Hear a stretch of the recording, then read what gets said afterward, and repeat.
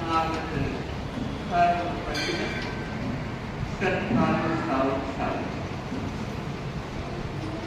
आज का यह मंगल प्रभात और सुंदर वातावरण एक संवेदनशील व्यक्तित्व की चर्चा, पिता के बारे में डॉक्टर साध्वी सुधाकर भाटी ने अपने विचार करके अब मैं चलूं मां के पास। मां त्याग का यज्ञ है, मां त्याग का यज्ञ है, कुर्बानी का जज्बा है। मां त्याग का यज्ञ है, कुर्बानी का जज्बा है, समता ममता का महासागर है, समाधि का मंदिर है, सहनशीलता की प्रतिरूप है। मां सचमुच तू धन्य है, तूने तीर्थंकरों अवतारों पैगंबरों को पैदा किया। राम और रहीम तुम्हीं से है मां, राम और रहीम तुम्हीं से है मां, कृष्ण और कबीर भी तुम्हीं से है मां, महावीर और मोहम्मद भी तुम्हीं से है मां। मां तू धन्य है, मां तेरे आंचल में, मां तेरे आंचल में सूरज की रोशनी है, मां तेरे आंचल में सूरज की रोशनी है, चांद की चांदनी है, तारों की टिमटिमाहट है, फूलों की सौरभ है, झरनों का कलकल स्वर है, कोयल का गीत है और हिमालय की शीतलता। सोचो अगर मां नहीं होती तो आज हम कहां होते। सच मां चाहे पौराणिक समय की पार्वती हो, चाहे त्रेता युग की सीता हो, चाहे द्वापर युग की कुंती यशोदा हो, चाहे राजा महाराजाओं के युग की जीजाबाई हो, अपने संतान को गौरवशाली बना देती है। मां संस्कार देकर अपने संतान को वंदनीय बना देती है और अपने कोप को भी उजाले से भर देती।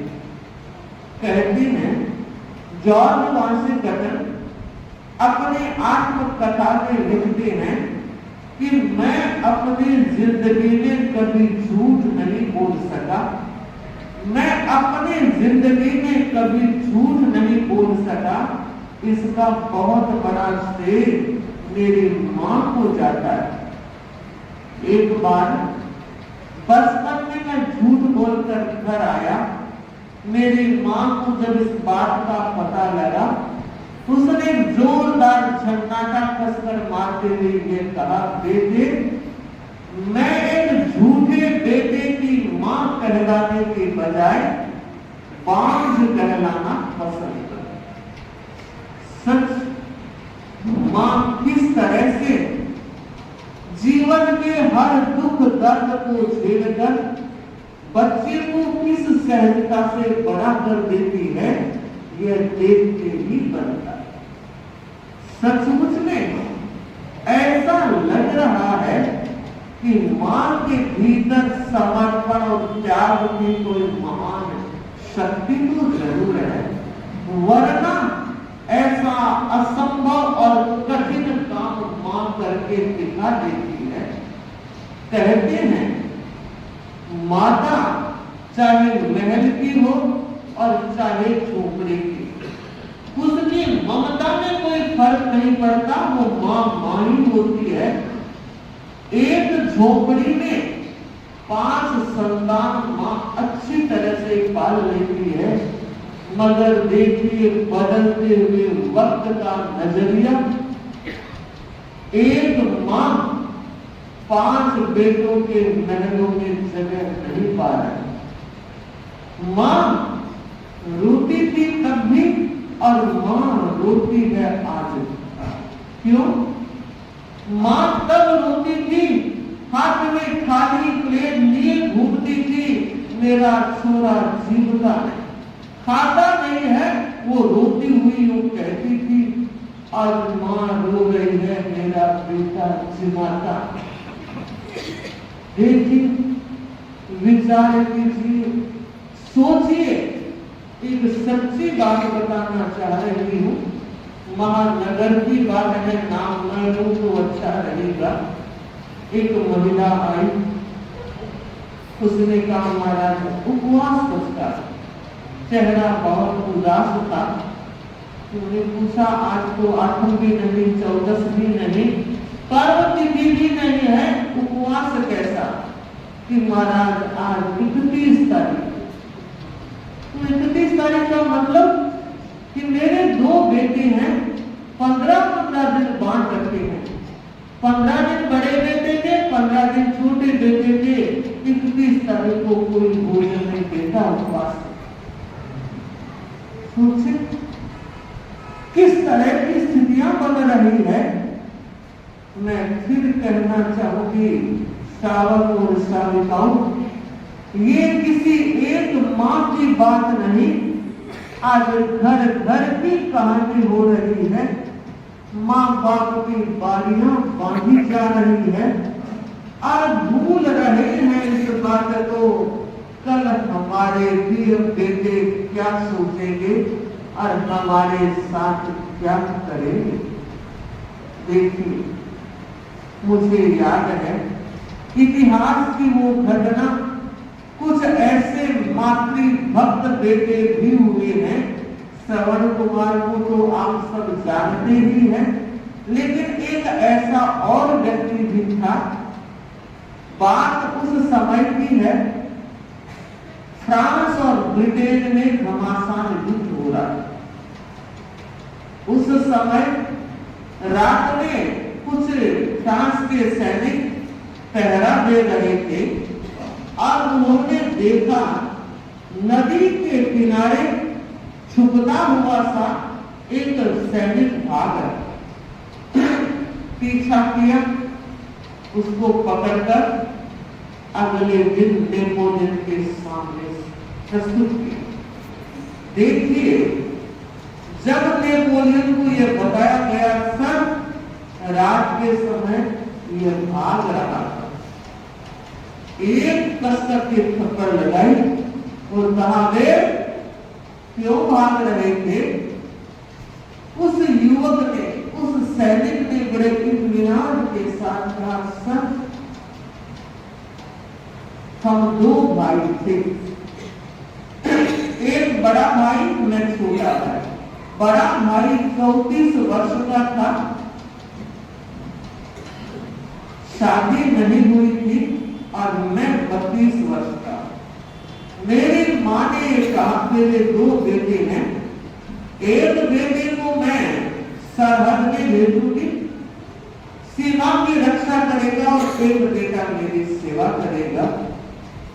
माँ ने बड़े बेटे को अपने पास रखा और मुझे सैनिक बनने के लिए इजाजत। मैं सरहद पर ड्यूटी कर रहा था और मुझे पता लगा कि मेरा बड़ा भाई एक्सीडेंट में समाप्त हुआ। मां अकेली रह गई। मातृ भावना देशभक्ति से भी ऊपर चली। मैं अपने आप को रोक नहीं पाया। मैंने सर से छुट्टी मांगी कि मुझे छुट्टी दीजिए, मेरी मां अकेली है, छुट्टी नहीं मिली। मैं अपनी मां की याद में दौड़ता हुआ जा रहा था और मेरी बदनसीबी थी, मैं पकड़ा। और आपको पता होगा नेपोलियन का जन्म युद्ध भूमि में हुआ था और युद्ध के संस्कार उसके खून में थे। मां का बड़ा भक्त था वो, और जैसे इस सैनिक ने मां की बात कही, नेपोलियन का सिर झुक गया एक नाखुश आदमी के सामने और कहा, व्हाइट फ्लैग लेकर जहाजी बेड़े में इसको बिठाओ और ब्रिटेन की सीमा पर इसको छोड़ो।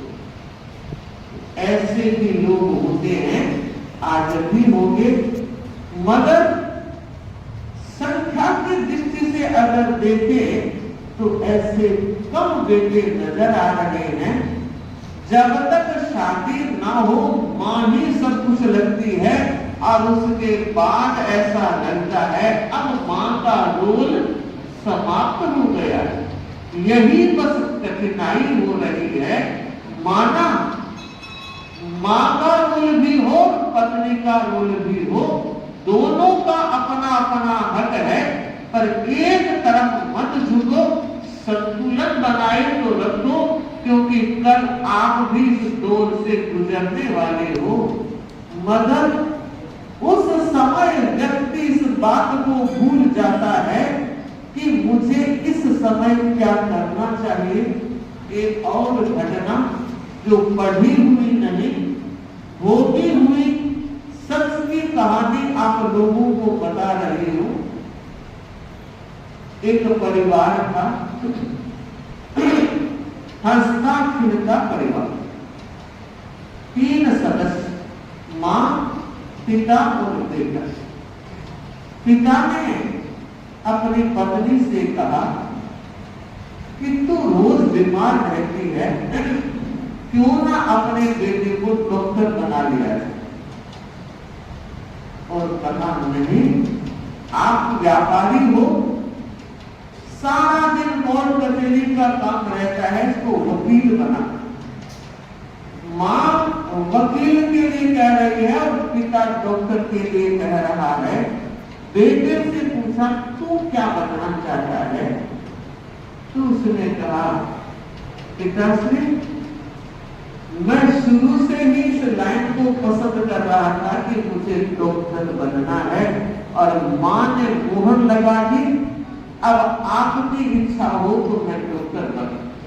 तो कहा मां की इच्छा को रखो, डॉक्टर बनो। और पिता ने बड़ा सहयोग किया, मगर वो लड़का डॉक्टर नहीं बन पाया। असमय में पिता का देहावसान हुआ। अब डॉक्टर बनना उसके वश की बात नहीं रही, क्योंकि पैसा खर्च बहुत हो रहा है। मां ने अपने बेटे को कहा, बेटे चिंता मत कर, मेरे पास जितने गहने हैं वो सारे बेच दूंगी, और कल तू जब डॉक्टर बन जाएगा तो सारे गहने वापस हो जाएंगे, मगर यह वक्त वापस नहीं आएगा। परंतु गहना बेच दिया, उसके बाद भी पैसों की जरूरत पड़ी तो मां ने मकान भी बेच दिया। एक छोटा सा 2 कमरे का मकान लिया और बेटे के लिए पढ़ाई का बंदोबस्त कर दिया। एक वक्त आया, कठिन परिश्रम करते हुए मां ने बेटे को डॉक्टर बनाया। बहुत खुश हुई कि मैंने अपने पति की इच्छा को पूरा कर दिया। उन्होंने कहा था बस तू मां की इच्छा पूरी कर, डॉक्टर बन, और आज बेटा डॉक्टर बन गया।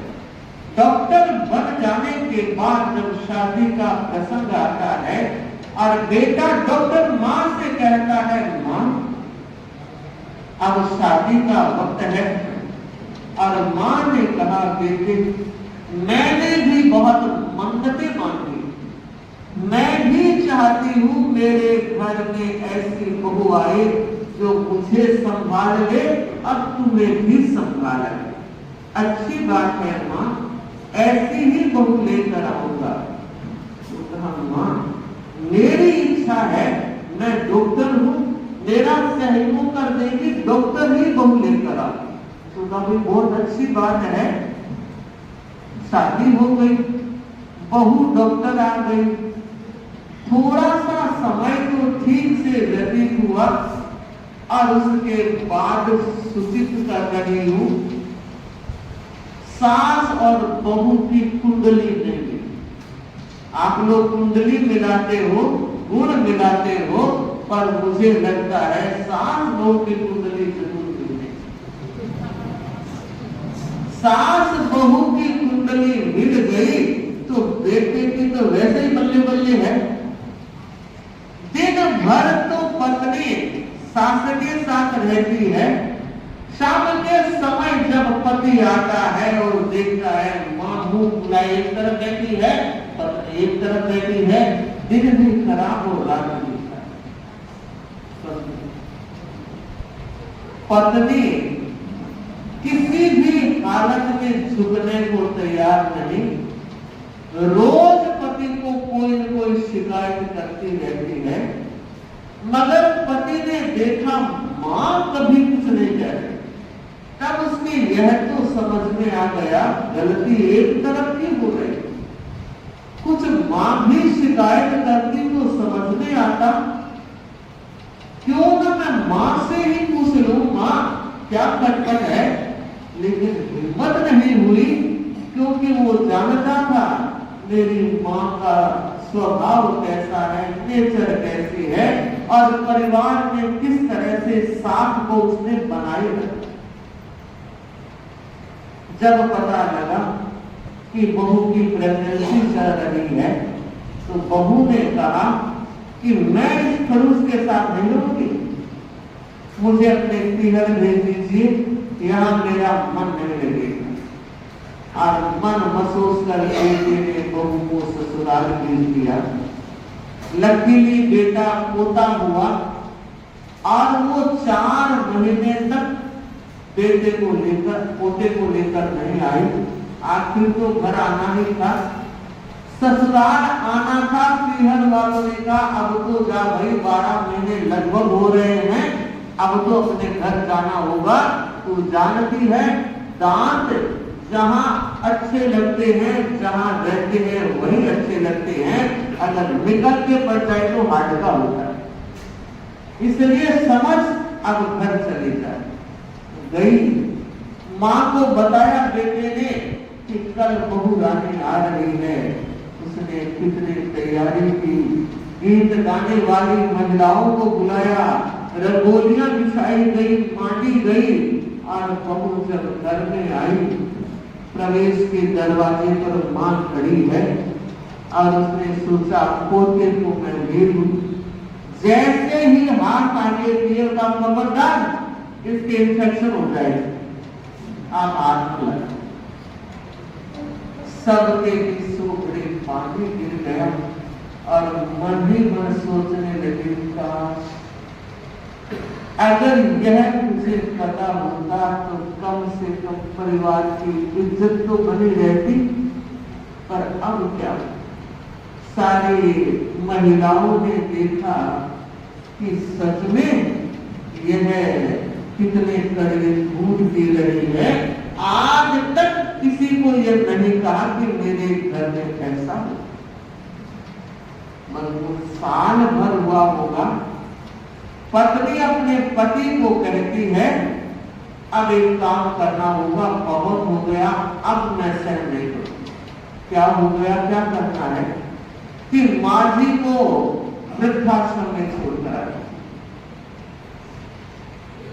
उसने कहा देख, मेरी माँ ने कितनी कुर्बानियां मेरे लिए दी है, कितनी कठिनाइयों को झेला है, और आज मेरी जो हैसियत है वो मां के कारण ही है। तो ऐसा मत कर, कुछ भी हो मैं नहीं रह सकती। और जवाब में आया, आप लोग तो मत आना हो, थोड़ा सा जरूर ध्यान देना, सिर पानी से ऊपर ना निकले, उससे पहले पहले कोई रास्ता ढूंढे।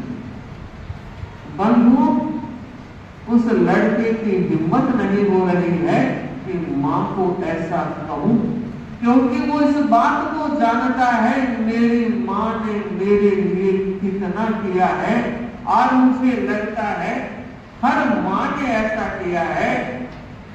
याद करो उस बचपन को, याद करो उस बचपन को, मां ने ही तुमको पाला था। खाते पीते सोते उठते, खाते पीते सोते उठते, हर पल तुम्हें संभाला था। खुद गीले बिस्तर पर सोकर, खुद गीले बिस्तर पर सोकर तुमको नींद न आती तब वो लोरी गाती थी, जब भी तुमको नींद न आती तब वो लोरी गाती थी। सुख से तुझे सुलाने खातिर, सुख से तुझे सुलाने खातिर खुद निश्चिंत न सोई थी। सुख से तुम्हें सुलाने खातिर खुद निश्चिंत न सोई थी। जब जब रोगा क्रांत हुए तुम उसकी आंखें रोई थी। जब जब रोगा क्रांत हुए तुम उसकी आंखें रोई थी। माँ के बेहद उपकारों को, माँ के बेहद उपकारों को बोलो कौन चुकाएगा। माँ के बेहद उपकारों को बोलो कौन चुकाएगा। माँ की सेवा इस दुनिया में, माँ की सेवा इस दुनिया में कोई किस्मत वाला ही कर पाएगा। माँ की सेवा इस दुनिया में कोई किस्मत वाला ही कर पाएगा। माँ बाप को सम्मान करे, माँ बाप का सम्मान करे वो लोग निराले होते हैं। माँ बाप का सम्मान करे वो लोग निराले होते हैं।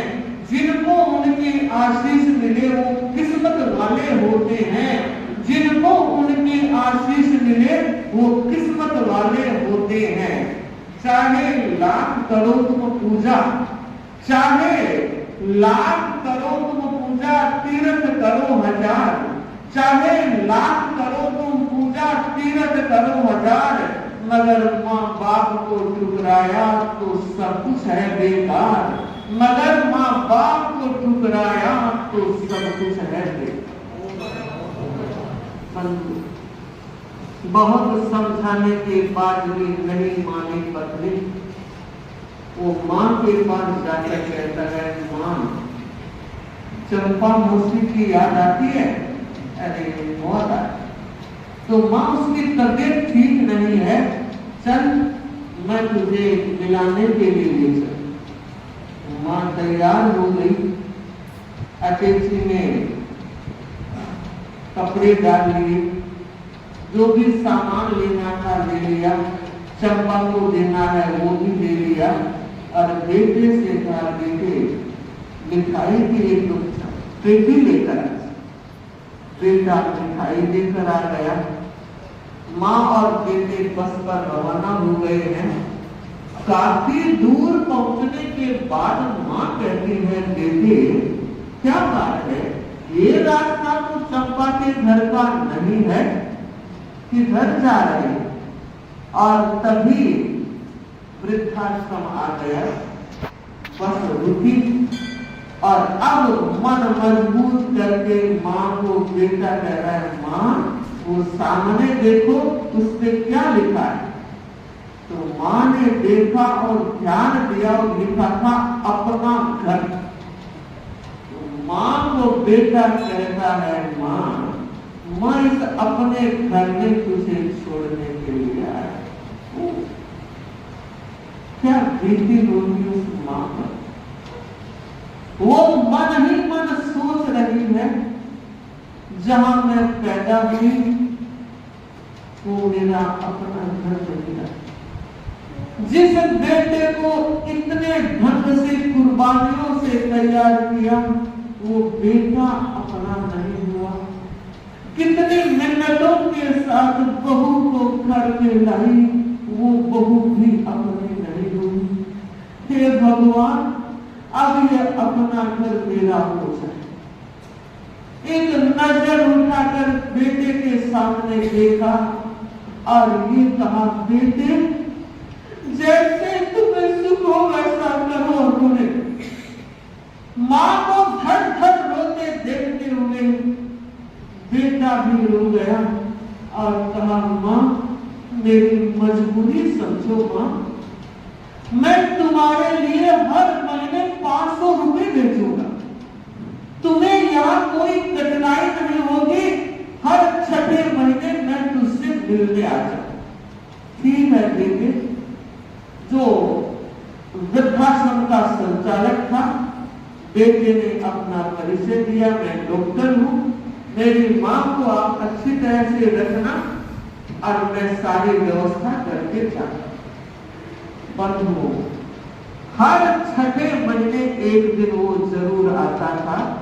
यूं करते करते 2.5 साल बीत गए। एक दिन अचानक संचालक का फोन डॉक्टर के पास आया और संचालक ने कहा, डॉक्टर साहब, आपकी मां बहुत नाजुक हालत में है और वो एक ही रट लगा रखी है, बस एक बार बेटे को देख लूं, बस एक बार बेटे से मिल लूं। डॉक्टर साहब आप आ जाइए। डॉक्टर साहब क्या कहते हैं, संचालक महोदय, कतार में लोग, रोगी लोग खड़े हैं, बस मैं इनको निपटाकर जल्दी आता। पूरा दिन लग गया निपटाने में और उसने सोचा अब मां की हालत खस्ता है तो कम से कम पत्नी और पोते को भी लेकर जाऊं, वो जाते जाते एक बार तो देख ले। इस भावना से घर आया और अपनी पत्नी को कहा कि मां की हालत ऐसी है, चल एक बार मिल के आते। पत्नी ने कहा, अभी 1 महीना ही तो हुआ है, आप तो जाकर आए, नहीं जाने दूंगी, ये तो चलता है। और बंधु दरवाजा बंद करके लॉक कर दिया और आगे जा सकता नहीं जा सकता। रात बीत गई, अगले दिन वो सोचता है कल तो गलती कर दी, इसको ना बताता, सीधा क्लिनिक से चला जाता तो अच्छा होता, पर खैर अब जाता। क्लिनिक का समय हुआ, उससे पहले जब जाने लगा तो कहा, जल्दी क्यों, कि पेशेंट का कॉल आ गया है, इमरजेंसी केस है, जाना पड़ेगा। घर से रवाना हुआ और वहां पहुंचा। अपने घर में पहुंचा, उसने देखा सारा माहौल गंभीर बना हुआ है। सफेद कपड़े में एक लाश सोई पड़ी। उस संचालक से बेटे ने पूछा, मेरी मां ने अंतिम समय में कुछ कहा क्या? उसने कहा, साहब, आपकी मां पिछले कई दिनों से केवल आपको ही याद कर रही थी और उसने यही कहा, बस एक बार बेटे से मिल लो, एक बार बेटे का मुंह देख लो। पर डॉक्टर साहब, यूं करते करते मां चली गई। तो मां ने मेरे लिए कुछ कहा क्या? कि हाँ, उसने 2 लिफाफे दी और वो दोनों लिफाफे संचालक ने डॉक्टर बेटे को दिए और कहा, ये तुम्हारी मां ने दिए। एक मोटा लिफाफा था, एक पतला। बेटे ने वो पतला लिफाफा खोला, वो मां का खत था। मां का खत था और उसने लिखा था, बेटे, मुझे पक्का भरोसा था तुम आओगे और तुम आ गए। मैं ये खत लिखवाते हुए अपनी अंतिम इच्छा व्यक्त कर रही हूं, बेटे, तुम मेरे बहुत अच्छे बेटे थे, तुमने मेरी बहुत अच्छी व्यवस्था की, हर महीने 500 रुपए भेजता रहा।